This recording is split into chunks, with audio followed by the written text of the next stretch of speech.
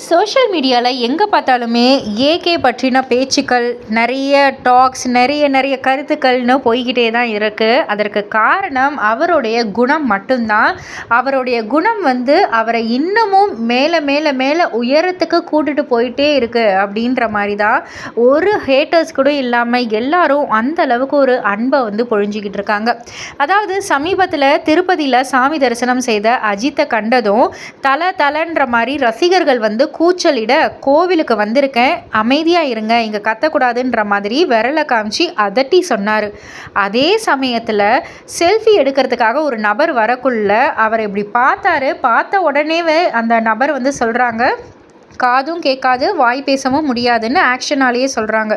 உடனே நம்ம AK sir ஃபோனை வாங்கி அவரே அவர் கூட செல்ஃபி எடுத்துக்கிட்டு அவர்கிட்ட ஃபோனை கொடுத்தாரு.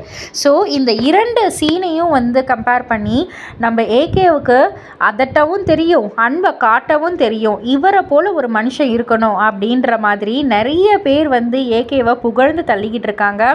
And AK sir car racing டைம்லேயுமே ரசிகர்கள் கூச்சலிட அங்கேயுமே மிரட்டியிருப்பார் இல்லையா? ஸோ அவருடைய அந்த ஒரு கட்டுப்பாடு, அந்த ஒரு எல்லாமே மரியாதை, மதிப்புன்னு எல்லாம் உயர்ந்துக்கிட்டே இருக்குது அவருடைய செய்கைகள் மூலயமா. ஸோ ரசிகர்கள் இடத்துல ஏகப்பட்ட லவ் அண்ட் அஃபெக்ஷனை சம்பாரிச்சிக்கிட்டு இருக்காரு ஏகே அவர்கள் அப்படின்னே சொல்லலாம்.